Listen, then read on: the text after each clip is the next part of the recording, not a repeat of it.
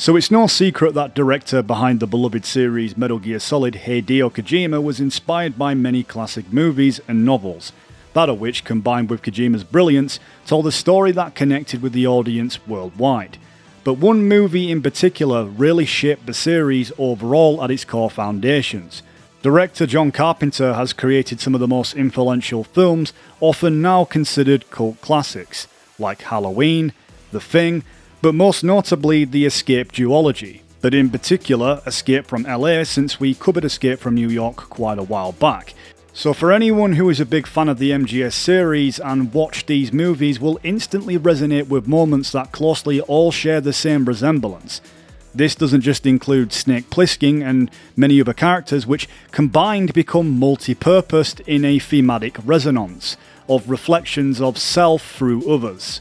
The Escape series early predicted a future as well, almost closely resembling ours. It's a world where authority decides what you can eat, drink and believe. It even bans red meat, oddly mirroring the World Economic Forum, of owning nothing and being happy whilst you eat bugs. Booze and smoking is being banned, and also different attacks on religious ways of life and persecutions. It's real world LA because its city is in collapse. Just like Skid Row level poverty, mass migration and crowded ghettos, and high crime rates, cultural clashes and no functioning social safety net. There is no law and order, but rather just complete chaos of absolute degenerates of society, caged in from absolute totalitarians, mirroring the Patriots from Metal Gear Solid, who constructed a natural disaster to bring LA into absolute destruction. I don't want to dive in too deep philosophically about the movie just in case you guys haven't seen it, and besides I want to make this video more laid back compared to a lot of the other videos I often make and have to spend a lot of time writing. But I do want to uncover some of the connections to the MGS series. For anyone who's watched this will realise that the plot closely resembles Escape from New York, but there's still quite a lot to pick apart. So outright and up front, the opening is just like Ground Zeroes thematically and cinematically, with even hints of Shadow Moses style atmosphere. The setting of a walled off Guantanamo Bay, with soldiers on watchtowers and searchlights. Even the base itself is constructed very similar, as it's all walled off and barbed wired. And it serves somewhat of itself as a migration process where people are locked away, a bit like the POWs in Camp Omega. It's basically civilians and exiles banished by our theocratic US for moral or political non-conformity, turning the city into a metaphorical dumping ground for erased identities and a clear reflection of MGS's own critique of state control, narrative manipulation and the suppression of individuality. With both Snake serving as the rebels against artificial order and ideological purity, Plissken in a sense becomes like Solid Snake and Big Boss. The soundtrack is very familiar to Metal Gear Solid, but sadly I can't play it. But I'll play some examples of MGS1, so if you haven't seen the movie you can get a good idea of what it sounds like, but this also goes for Metal Gear Solid 3 in certain areas. Now's your best chance to slip in unnoticed.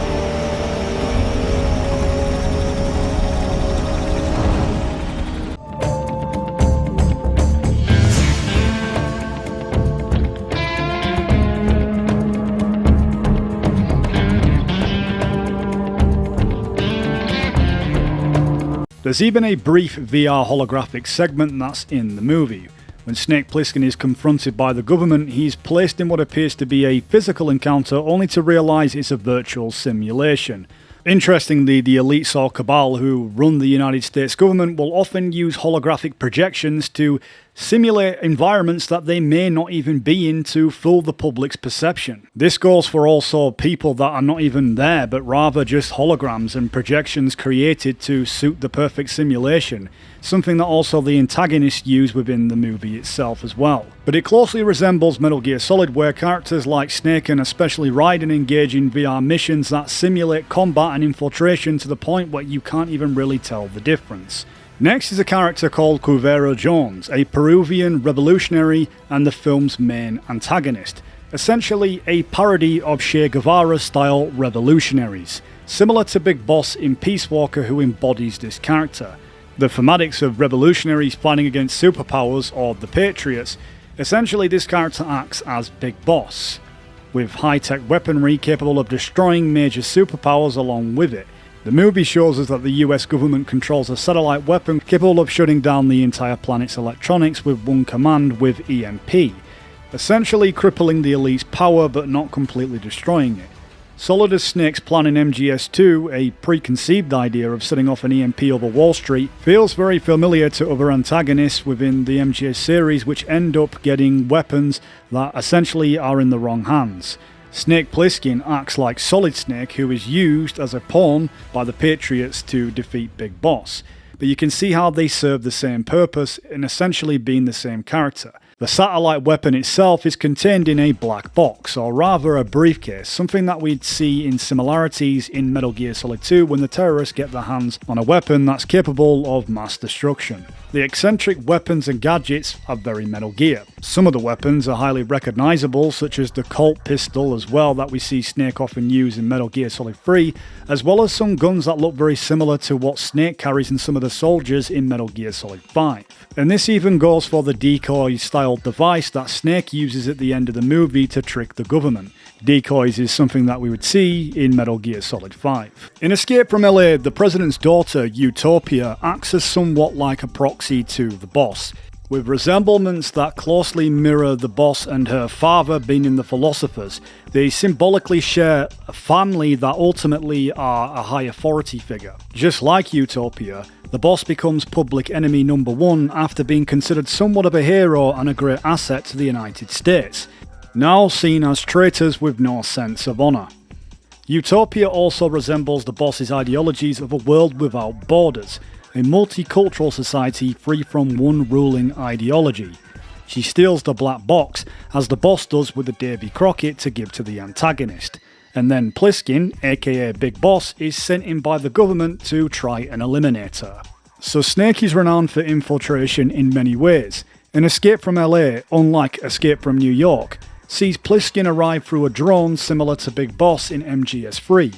But this time Plissken arrives to LA in a submarine, of course pointing to MGS1 and Solid Snake's arrival to Shadow Moses. So both pieces of media share the fascination with the tactile futurism of their technology, with glowing hoods, the coordinate readouts, the flickering switches and the analog dials that make every cockpit just feel so familiar to Metal Gear. The Surfer Pipeline and the eccentric map dealer known as Map to the Stars Eddie, played by Steve Buscemi, an underrated actor by the way, act as a warped reflections of Snake's legacy, admirers and opportunists rolled into one.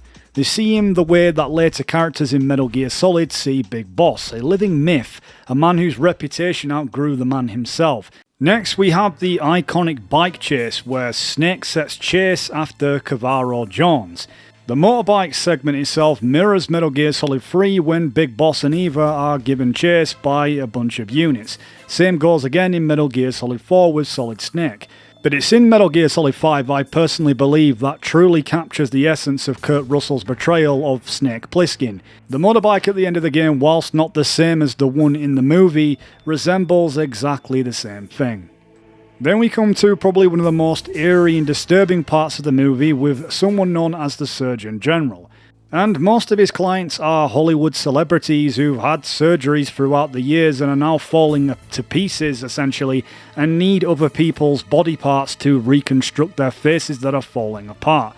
But I couldn't help feel that the similarities are all there in terms of Metal Gear Solid 5 once again with Venom Snake undergoing plastic surgery, and even the nurse's attire closely matched the ones in MGS5 as well. And there's even a subtle nod to Metal Gear Solid 3 where the Surgeon General tries to remove Plissken's eye. There's also a moment in the movie after Snake falls off the bike where he plays something called Bangkok Rules. And soon as I saw this scene, I instantly thought of Ocelot from Metal Gear Solid 3. The cunning and conniving Ocelot, who seemingly seems to have you figured out before your next move, is exactly what this scene showcases. When Plissken throws the can in the air, they're supposed to draw their weapons, but before they even get the chance, Plissken fires and unloads, taking out several enemies. It's just exactly the same when Ocelot takes out the entire KGB unit, bouncing bullets off the building. It even calls back to the scene when Ocelot is toying with his prey, that being Sokolov, whilst juggling his revolvers that contains one lucky bullet with someone's name on it. You'll notice whilst going back to those scenes that Plissken makes the same remarks that Ocelot does, including in the duel against Big Boss where he says, "draw." Everything I'm pretty sure from that side of the movie was definitely incorporated into Metal Gear Solid 3. A character named Taslima shares a resemblance to Meryl in the same dynamic with their respective snakes. Both act as guides and brief allies and even love interest, at certain aspects, drawn to the legend behind the man. They offer direction in hostile territory, bridging the gap between myth and reality, and ultimately just helping Plissken and Snake navigate worlds that they're not too familiar with. So just like Big Boss and Solid Snake, at some point into the game, they might just get captured and put through some extreme, horrible torture methods. Well, not in this movie. Plissken gets put on a treadmill, and I couldn't help but laugh through the entire scene, thinking John Carpenter did this on purpose to try get a laugh out of the crowd. But that's the great thing about these cult classic movies, is that whilst they have some really cringy moments, that's kind of like the charm about them. Either Cavero Jones is a swell guy or is completely stupid, because there's no better way to get answers out of someone than sticking them on a treadmill, right? It really loosens the lips. But either way, it's good exercise, so it's a win-win. I know I'm definitely reaching in uncharted territory now, and you're probably going to tell me about it, but Kojima probably used this as a way to repurpose it in us to button smash the shit out of the torture sequence, almost breaking our fingers in the process. I mean, it's a form of torture, right? And maybe even exercise. So hacking a lung's probably nothing new for the common smoker, but Plissken's ordeal very closely resembles Old Snake. Anybody gotta smoke? Sad story. You gotta smoke. Coughing throughout the majority of the movie and taking a breath that could be his last. And basically, it shapes in the same ordeal in which MGS4 unfolds, that both Plissken and Snake are handed government-engineered viruses. In Plissken's case is Plutoxin 7, and in Snake's, Foxdie. Each is told the clock is ticking, and that failure could spell doom, either for humanity or for the individual. For Snake, Foxdie is precise, targeting only DNA. For Plissken, it's manufactured to scare a flu disguised as a death sentence in order to, make him do his mission quicker. In both, the viruses serves less as a literal threat and more as a measure of control by these overarching government agencies, a way to manipulate their path, if you will. But by the end, as it is in MGS4, it's a revelation that what seemed fatal really was never ultimately designed to kill them off. There's even moments of unexpected invasive contact that thread through both worlds. Snake checks carjacks Eddie's crotch to confirm his identity and sees his weapon. And the same thing happens as well when President Johnson seizes Raiden and touches his junk to confirm the same thing, or when Volgin strikes Big Boss, turning intimate proximity into close quarters dick grabs. There's even a moment that closely resembles Metal Gear 2 on the MSX, where Solid Snake uses a glider to cross a bridge Grey Fox destroys. Plissken uses it to descend on Cavero Jones's forces in an open attack to retrieve the President's daughter and the black box. There's even a moment that closely resembles the helicopter crash in MGS5 when Plissken goes down and has to try forcefully land it. Oh yeah, and the old iconic phrase that Metal Gear is renowned for, "pretty good," is in the movie as well. You're pretty good. Pretty good. And finally, in the last halves of the movie, we've come to find out that the satellite weapons are actually disguised as civilian and commercial satellites. A bit like the Patriot satellites that harboured the AIs was surrounded by debris disguised to be nothing but space rocks. At the very end of the movie acts like MGS4 when the entire crew shuts down the entire Patriot AI system, completely loosening its grip on the world, making it free once again. The same thing happens when Plissken types in the code, which essentially uses all the satellites across the world to dismantle all the governmental control over the populace. So, after watching the movie again after several years, these are just a few of the things that I've managed to gather along the way, and I'm sure that these things were quite easy to see if you guys have seen the movie. And if you haven't, then what are you waiting for? It's really cheap, you can literally buy it on Amazon for less than $5. Truth be told, I wish I could have showcased some of these scenes because this movie really is a buzz to watch. But I'm sure there's plenty of things that I've missed, so guys, I'd love for you to get in the comment section down below and tell me anything that I've missed out that somewhat closely resembles Metal Gear Solid in any way. Once again, thank you for watching. I realise this has been quite a simple video compared to the in-depth deep dives I usually do, but sometimes it's just nice to connect with you guys on a level as if it would be if I was talking to a friend. Anyway guys, you know the drill. Until we meet again.